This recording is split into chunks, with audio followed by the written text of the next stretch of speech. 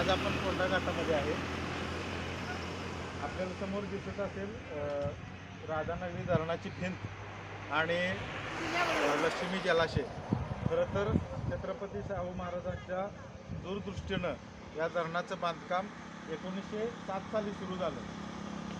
छत्रपती शाहू महाराज हे जनकल्याणकारी राजे असल्या कारणानं आपल्या संस्थानामधील प्रजा ही नेहमी सुखी राहावी आणि शेती उत्तम असावी असा त्यांचा ध्यास होता.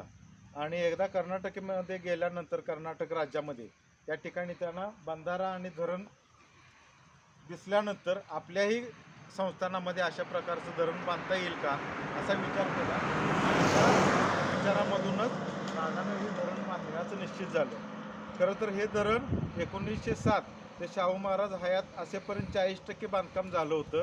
या धरणाची एकूण क्षमता 7 TMC आहे आणि खरं तर कोल्हापूर जिल्ह्याची भाग्यरेषा किंवा भाग्यलक्ष्मी म्हणून या धरणाकडे पाहिलं जातं.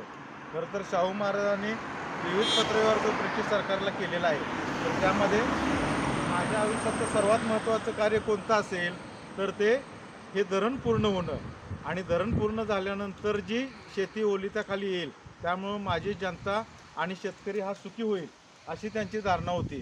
तुम्हाला माहिती असेल की विविध संदर्भ ग्रंथ वाचले तर शाहू महाराजांनी या धरणाच्या बांधकामासाठी संस्थानावरती कर्ज काढलं, सगळी तिजोरी रिकामी केली, परंतु हे धरण पूर्ण व्हावं अशी त्यांची अपेक्षा होती.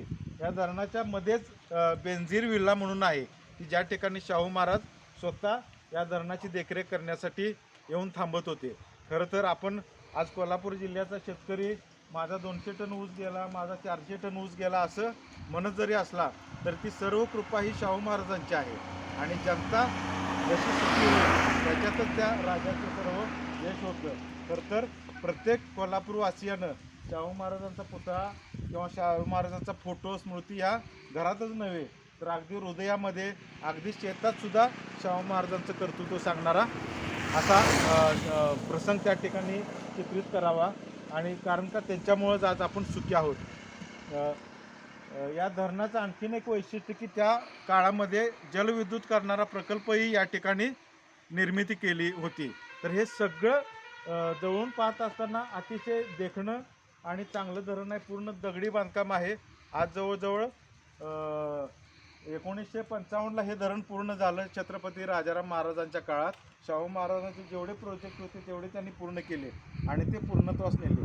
खरं तर आपण शाहू महाराजांच्या ऋणातच असणार आहोत आणि त्यांच्या प्रती कायम आदर व्यक्त करत राहू. धन्यवाद.